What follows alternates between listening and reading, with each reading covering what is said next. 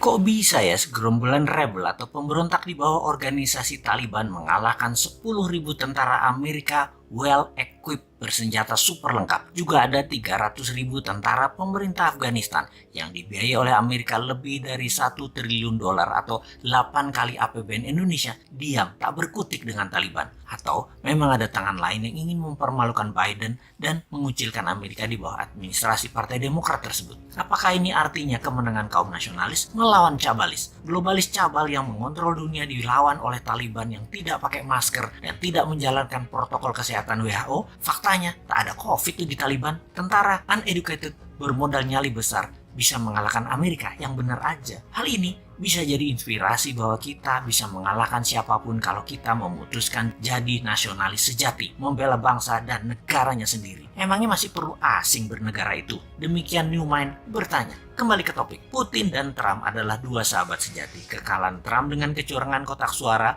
ala pakai kardus digembok versi modern lah, membuat kaum nasionalis dunia main shadow, tidak muncul di permukaan lagi. Kalah di Afghanistan, administrasi Biden tercoreng habis. Mereka kenyataannya di dalam negeri sedang ribut masalah Kamala Harris, lalu sekarang Demokrat ditampar dengan hengkangnya Amerika ke birit-birit lari dari Kabul. Bukti lagi, mereka tidak bisa mempertahankan aset minyak Afghanistan yang besar karena lemahnya Biden. Kita agaknya harus mengajari kaum old mind bernegara internasional yang memang tidak terlalu jago dan selalu salah di mata internasional karena memang jarang berkunjung ke negeri tetangga atau negeri sekutu lainnya. Memang selama 7 tahun ini diplomasi luar negeri agak lemah. Jarang sekali ngurusi luar negeri, pada 80% produk kita atau kebutuhan kita tergantung dengan luar negeri, terutama cara ekonominya saat ini dikelolanya. Faktanya, 80% ngurusi politik dalam negeri saat ini dan kebijakan yang diambil selalu yang populis, yang rakyat suka. Itu aja yang keputusannya dibuat, bukan yang benar. Apa salah emangnya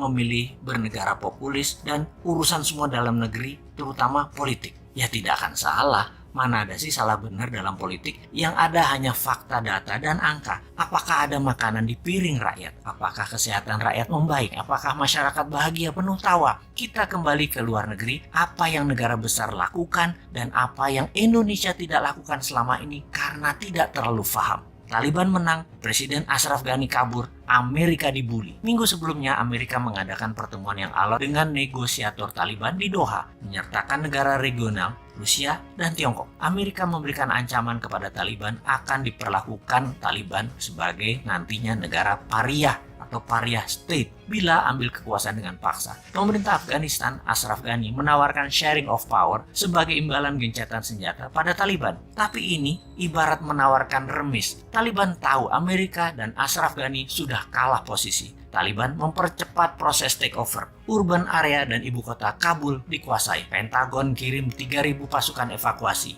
UK, Inggris, mendeploy 600 prajurit. 1.000-an troops dipindahkan ke Qatar. 1 brigade dengan 4.000 personel tempur siaga di Kuwait. Jumlah totalnya kira-kira ada 8.000 pasukan available dideploy ke Afghanistan bila situasi memburuk. Ternyata tidak action juga. Tiongkok yang paling diuntungkan. Setidaknya bisa mempengaruhi Taliban untuk menyingkirkan para militer Uighur. Koridor Wakhan akan menjadi penting sebagai geopolitical hotspot yang akan menghubungkan Tiongkok ke Asia Barat dan Middle East. Ekstraksi mineral disepakati dalam pertemuan Taliban dan Tiongkok di Beijing beberapa minggu sebelum Taliban menang.